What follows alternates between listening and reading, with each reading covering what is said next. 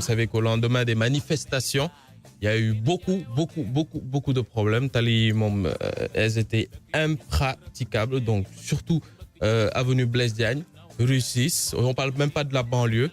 Plus la grande artère qui est l'avenue Charles de Gaulle, Manambou, Centenaire. C'était un gros problème. Le lendemain, lorsque vous êtes venu travailler le lundi, même si c'était avec un certain recul, parce qu'il n'y a pas beaucoup d'entre vous qui êtes venus bosser, vous avez attendu le mardi pour venir en masse travailler.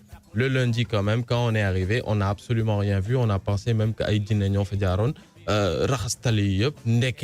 non, il y a une équipe qui est venue juste derrière, après les manifestations.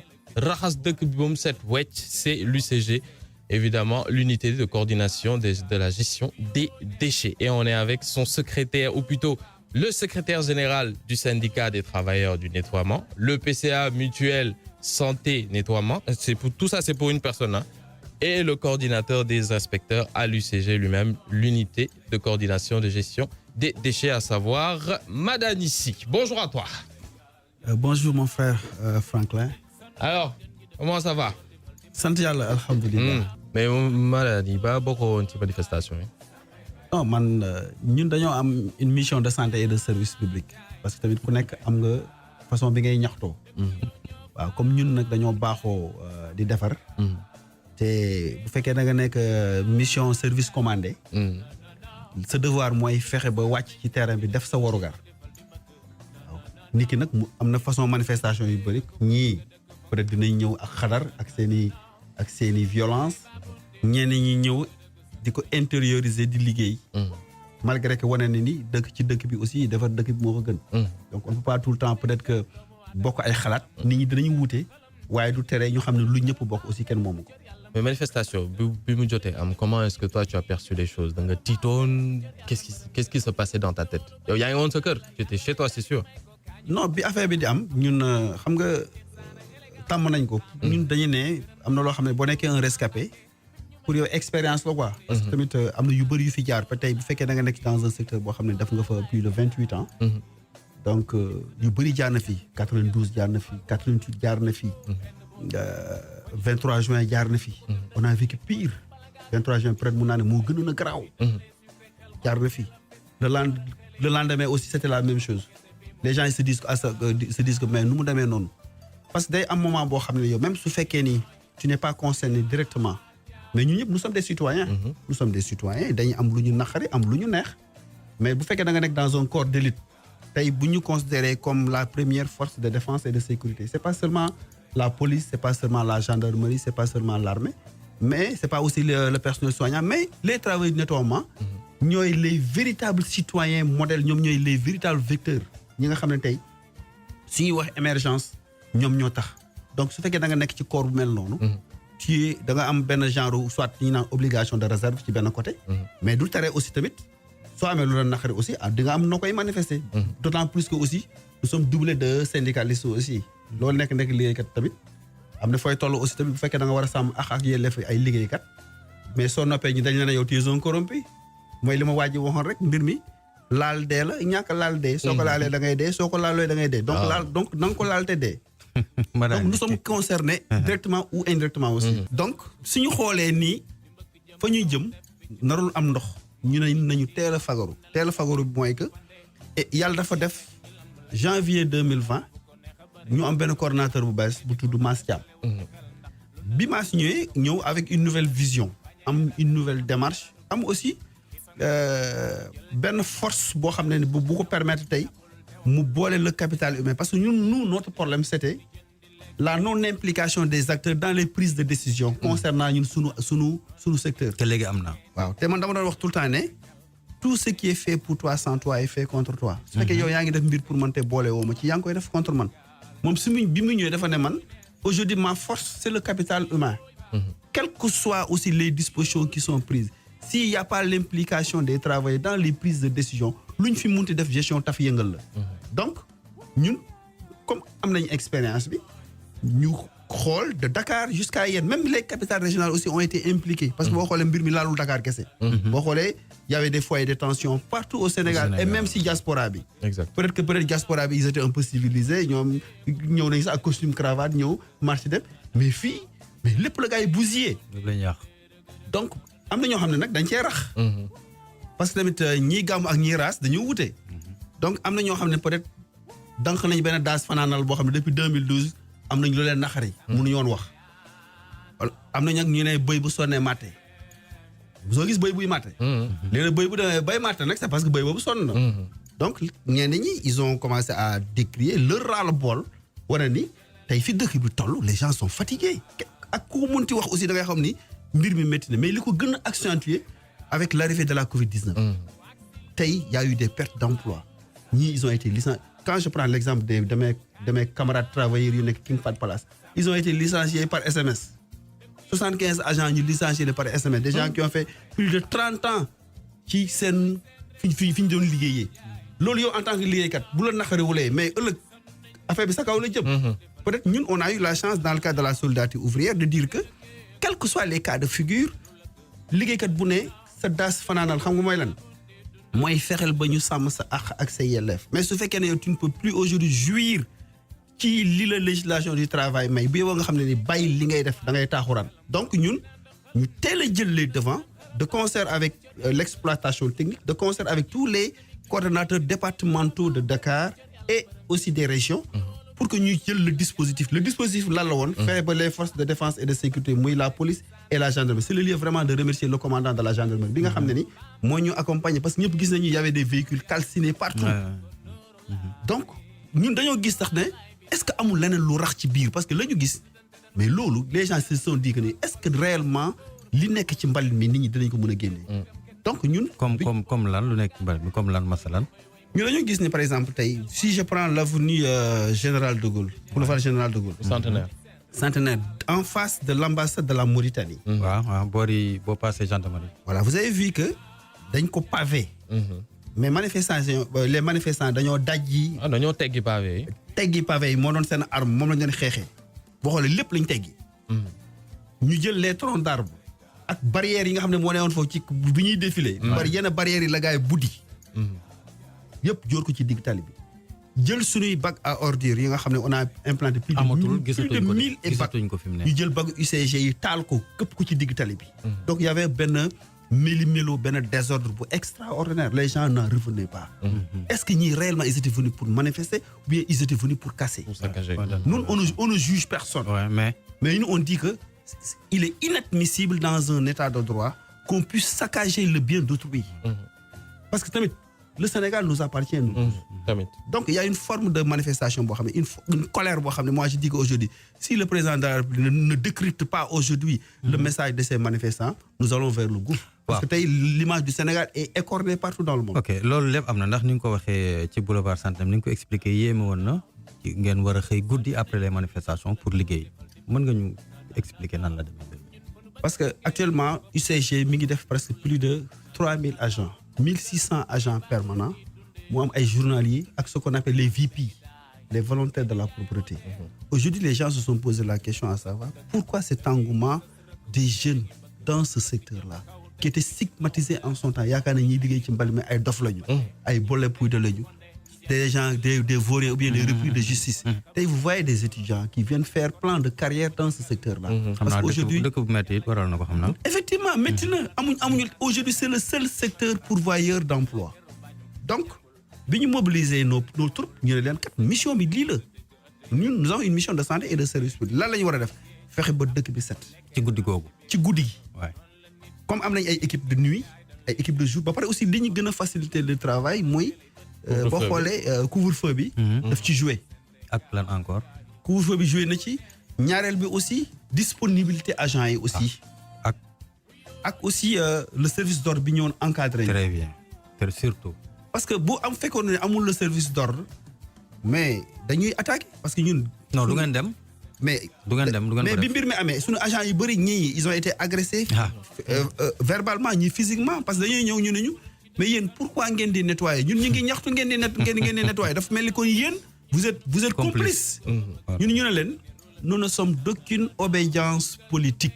ñun ànduñoo ak Massamba ànduñoo ak Makumba ànduñoo ak gouvernement. contre ñu gouvernement ànduñu ak opposition contre ñu opposition. xamuñu lan moo ñu ñor. li ñuy liggéey askan wi fexe ba aussi ñu am un cadre de vie sain et attrayant. donc bi ñu jëlee disposition yi au niveau de toutes les coordinations départementales mu am benn suivi bu am solo donc bi ñu gisee manifestation am le jour. bi couvre-feu bi ñëwee automatiquement ñun ñu déployer les agents.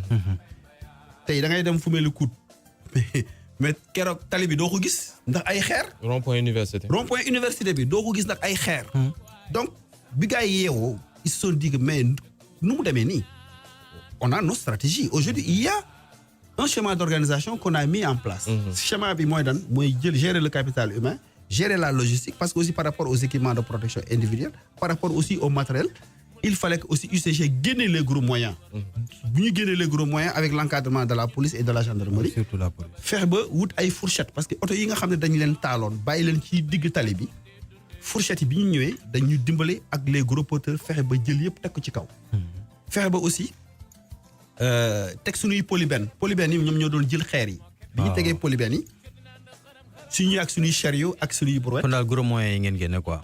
on a utilisé les gros moyens. parce que sànq aussi ci bi ñuy waxtaan yaa ngi ma expliqué ne même fi ñuy liggéey BRT beeg ñoom seen foofu gars yi daanaka bàyyiwuñ fa daal. mais boo jëlee li ko dalee Parcelles Assainies ba Case ba ñun bi ñu ñëwee ci guddi gi xam nga foofu yëpp dafa amoon ay lampadaires. tout le long. et puis c'était nickel guddi gi dafay leer. mais les manifestants ont saccagé plus de 200 pylônes. 200 pylônes lañ daaneel. non boo fa bees jaaree la loolu. mais lu doy waar la. et pylône lan la noonu ay lampadaires. lampadaires. ok lépp lañ daaneel. ba pare aussi zinc yi ne woon foofu pour nit ñi bañ a daanu ci li ñu gas parce que boo xoolee foofu dañ ko gas. commencé liggéey mais zinc yëpp lañ daaneel. léegi nag dans tout ça c'est le contribuable qui va payer. mais ba pare aussi bi ñu ñëwee di ko jël mais difficilement. mais nag bu fekkoon ni par exemple tey ñun gëmuñu li ñuy def kon dañuy bàyyi. mais ñun dañoo ne quelles que soient les menaces quelles que soient les agressions. nañu xam ni ñun li ñu tax a jug mooy fexe ba askan bi wañ a jàkkoonte ak mbalit mi. biñ ko defee yenn population yi vraiment c'est le lieu encore une fois de plus de remercier les populations. et elles nous ont accompagnés. elles nous ont soutenus malgré jafe-jafe yi ñu nekkee sans compter li ñu for ci ay lacrymogènes. ba pare soo xoolee sunu agents yi ils sont exposés. da nga ñëw fekk benn lacrymogène boo xam ne mara day taal yi wóorul donc yàlla suturaal lañu ba fi may wax ak yow touchons du bois amuñu kenn koo xam ne nee nañu am na blessé na ci affaire bi. mais di masawu aussi ñi nga xam ne tey ñàkk nañ seen bakkan ci mbir mi parce que c'est tey seeni famille ñoo ñàkk. et loolu yëpp man appel bi may lancé mooy que tey parents yi je pense que am nañ ci rôle bu am solo. ñu fexe ba téye seeni njaboot ci yenn manifestation yi bu fekkee ne par exemple ñi ay mineurs lañu certes ñi mag ku mu neex démocratie la ñu ne. mais démocratie aussi c'est pas une anarchie. donc je pense que aussi ñu nit ñi nga xam ne ñoo koy liggéey vraiment que autorités yi xam ni il est important que tey ñu bàyyi xel technicien de surface yi parce que travailleurs yi genn-wàll gi ils ne sont pas contents.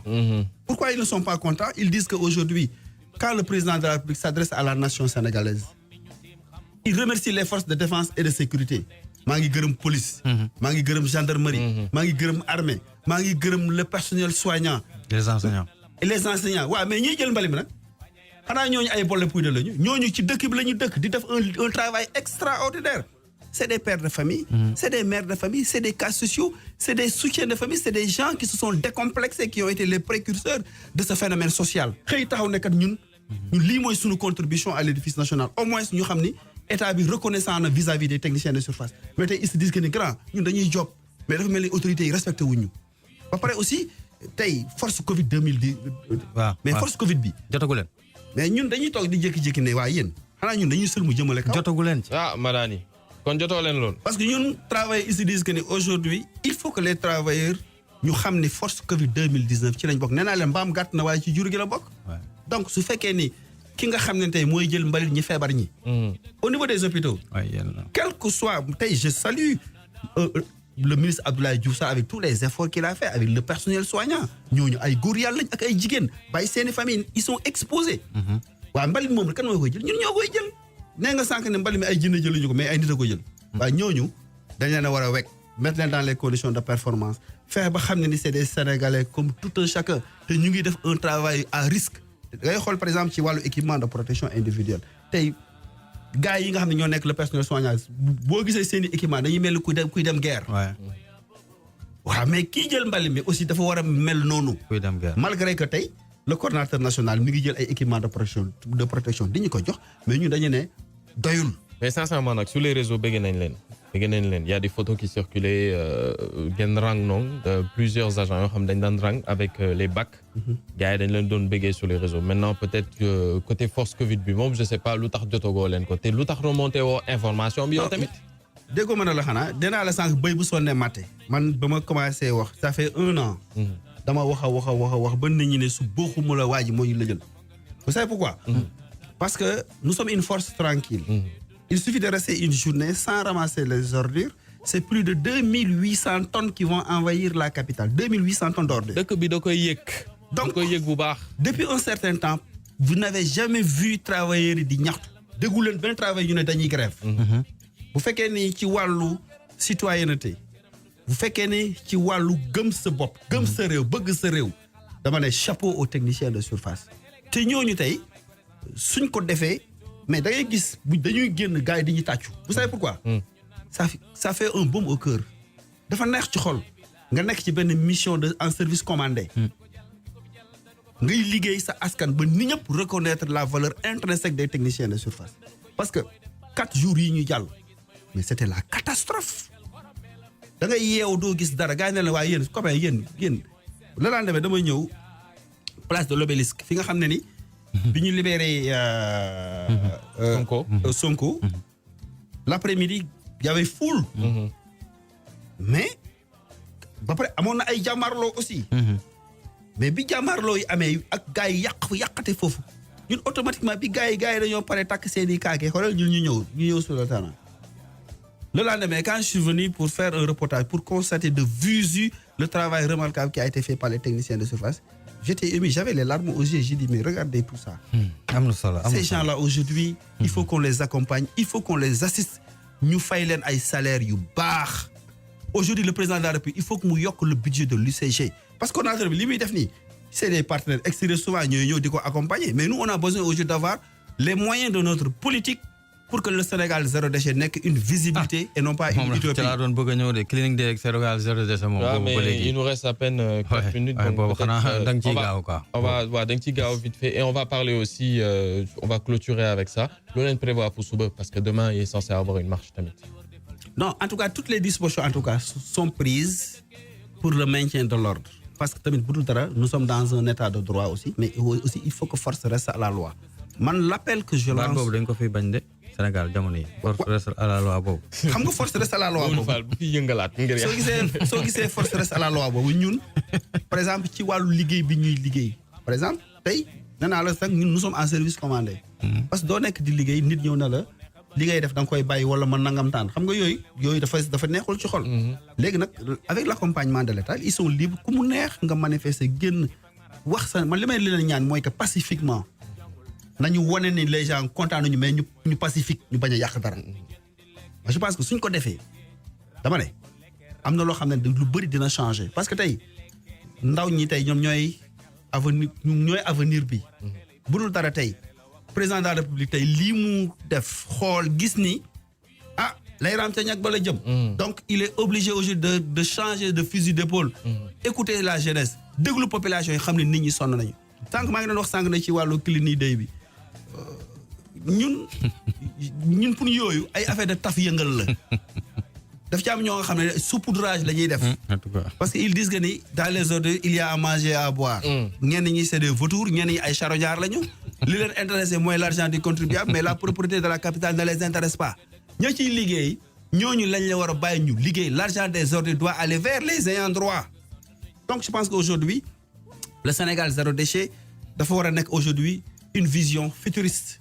que nit ñi xam ni c'est le temps présent c'est le futur en tout cas di gërëm tous les techniciens de surface di leen rendre un vibrant hommage di interpeller encore le président de la République monsieur Macky Sall di wax ni ko nii techniciens de surface yi sonn nañu foog mu bàyyi xel ci travailleurs du nettoiement pour que ñu xam ne ni dëkk ci dëkk bi defar dëkk bi moo ko gën. Madane ici, secrétaire général du syndicat des travailleurs du nettoiement, PCA aussi de la mutuelle santé de nettoiement et coordonnateur des inspecteurs à l'UCG, c'est-à-dire unité de coordination et la gestion des déchets. Merci à toi Madani, un dernier mot peut-être. En tout cas, le dernier mot, moi que de remercier encore une fois de plus le coordinateur national de l'UCG Mastia. Très honnêtement, il faut avoir le courage de le dire. Parce que nous sommes dans une gestion inclusive, participative et globale. Parce que dans le cadre du renforcement du dialogue social, il faut que l'entreprise et les travailleurs mën a penco. Parce que mbir suñ ko bokkee dañ koy penco kenn moomu ko. Donc moom bi mu ñëwee tàllal ñu loxo on ne va pas refuser la main tendue du coordinateur national. Il faut que ñu ànd ak moom ci li mu bëgg. Madani bul déglu Fall. Donc nous ne sommes pas des nihilistes ni des va-t-en-guerre ni ay jusqu'au boudistes. Donc nous sommes des légalistes et nous pensons qu'aujourd'hui le Sénégal nous appartient. Di ñaan yàlla na yàlla def jàmm ci Sénégal. Amen. Yàlla na fi yàlla jëlee mbas mi.